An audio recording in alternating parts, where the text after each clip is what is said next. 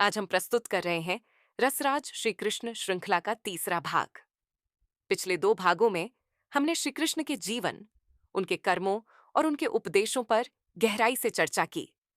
आज के इस भाग में हम उन विचारों को आगे बढ़ाते हुए श्री कृष्ण की आध्यात्मिक शिक्षा के विभिन्न पहलुओं पर प्रकाश डालेंगे। तो आइए श्री कृष्ण की दिव्य शिक्षाओं को समझें और अपने जीवन में उन्हें अपनाएं। हम इस चर्चा के माध्यम से जानेंगे कि कैसे हम जन्म, मृत्यु, जरा और व्याधि के बंधनों से मुक्त होकर स्थायी सुख और शांति प्राप्त कर सकते हैं। आशा करते हैं कि आज का यह भाग आपके जीवन में नई रोशनी लेकर आएगा। बने रहें हमारे साथ और सुनते रहें रसराज श्री कृष्ण का यह तीसरा भाग। जहाँ तक हमारा श्री भगवान से संबंध है, साधारणतः हम उनका कार्य सेवक समझकर नहीं करते। कोई भी सेवक बनना नहीं चाहता, सभी स्वामी बनना चाहते हैं, क्योंकि सेवक बनना कोई शान की बात नहीं लगती।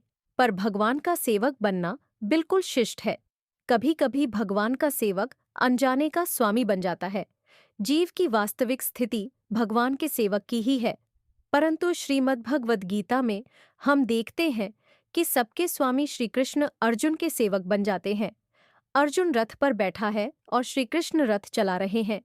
अर्जुन रथ का स्वामी नहीं है, किंतु हमें आत्मिक वस्तुओं की तुलना भौतिक तथा सांसारिक संबंधों से नहीं करनी चाहिए।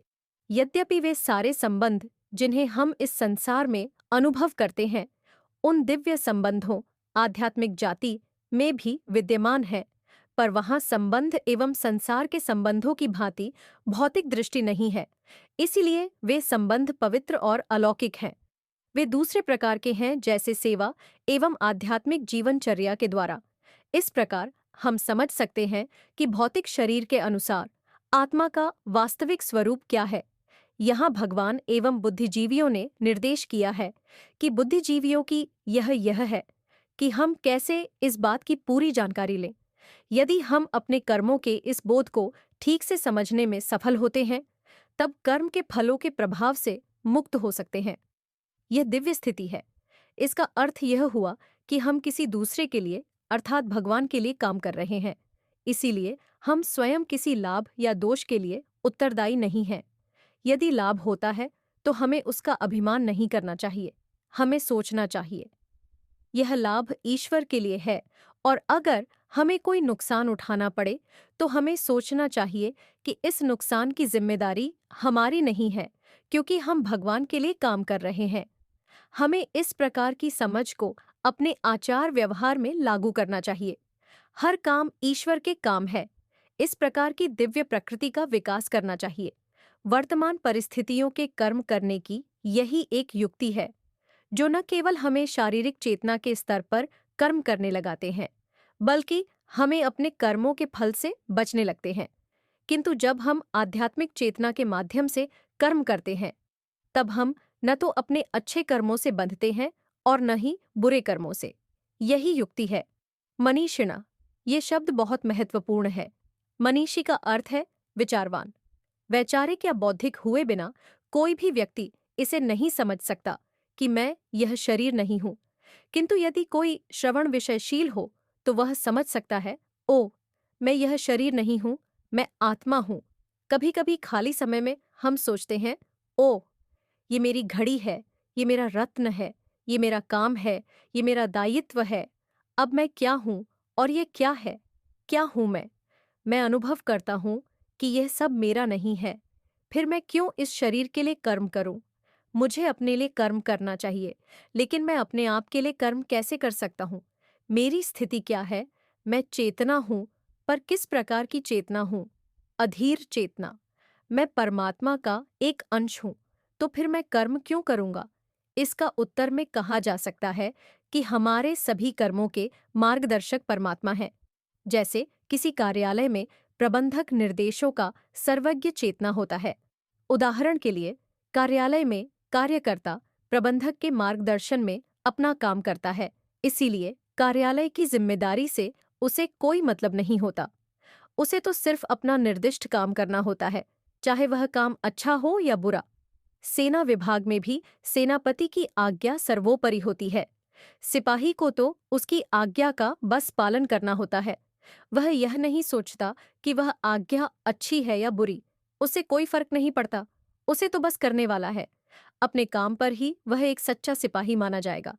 यदि वह इस प्रकार काम करता है तो इसका पुरस्कार उसे मिलता है, उसे पद और सम्मान मिलता है, पर वह उसकी भी परवाह नहीं करता। सेनापति उससे कहता है कि जागो और अब त्राठ मार दो। वह ऐसा करता है और इसका पुरस्कार उसे मिलता है। क्या आप सोचते हैं कि सिपाही को यह पुरस्कार किसी व्यक्ति की जान लेने के लिए मिला? नहीं, पुरस्कार उसे अपने कर्तव्य पालन के लिए दिया गया। ठीक इसी प्रकार श्रीमद् भगवद गीता में भगवान श्री कृष्ण अर्जुन को निर्देश दे रहे हैं। श्री कृष्ण सर्वज्ञ और आत्मा था परमात्मा है। मैं आत्मा हूँ, उन्ह परमात्मा का एक अंश, इसलिए मेरा कर्तव्य है कि मैं वैसा ही करूं जैसा कि मुझे परमात्मा से आदेश मिलता है।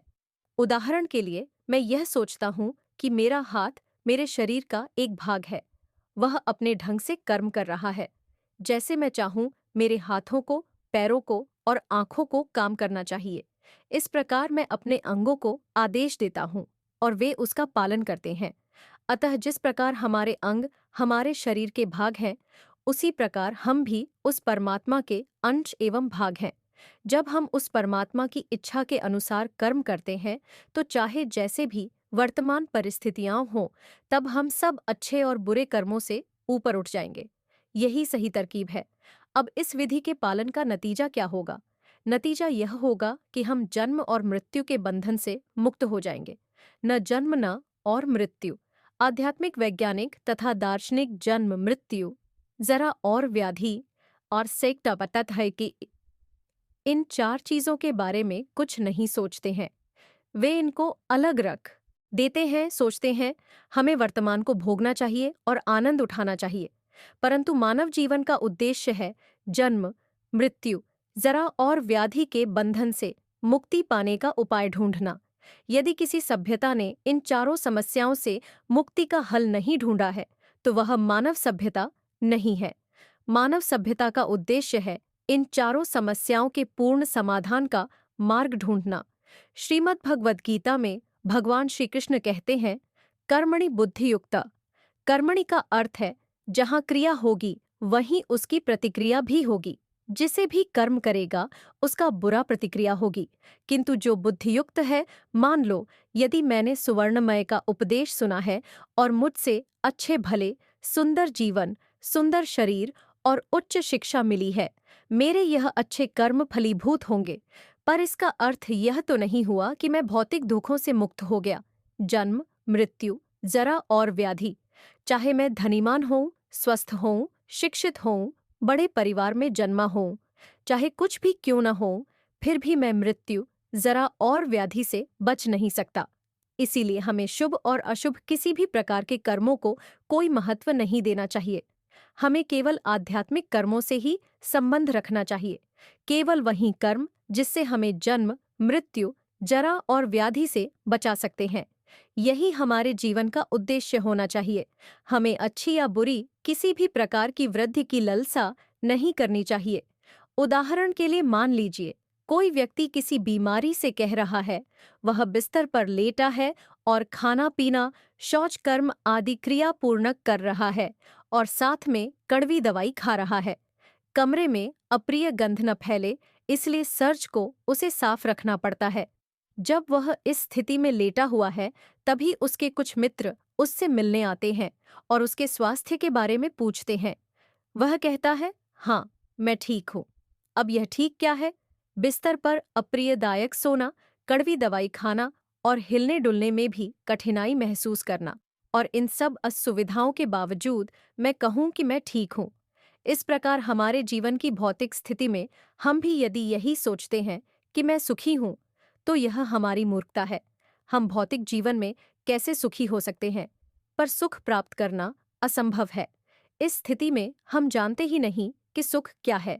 इसीलिए विशेष रूप से मनीषिणः अर्थात विचारवान शब्द का प्रयोग किया गया है।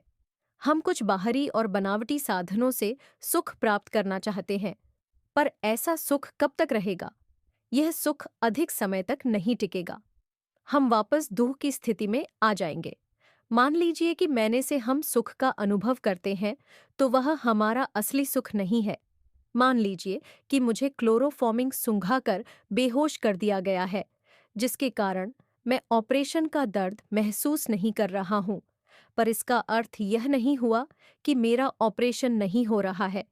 ये सब बनावटी चीजें हैं। वास्तव में हमें ऑपरेशन का दर्द नहीं हो रहा है। श्रीमद् भगवद गीता में, जैसा कि भगवान श्री कृष्ण ने अर्जुन से कहा है, विचारवान व्यक्ति अपने कर्मों के फल का त्याग करता है, आत्मात्मन के स्तर पर आसीन होते हैं। इसीलिए वास्तविक सुख की अनुभूति का अनुभव केवल आध्यात्मिक स्तर पर ही किया जा सकता है। इस प्रकार जन्म, मृत्यु, जरा और व्याधि के बंधन से मुक्त होकर हम स्थायी सुख पा सकते हैं। वास्तव में वहीं पर सच्ची खुशी है, जो हमारा लक्ष्य है।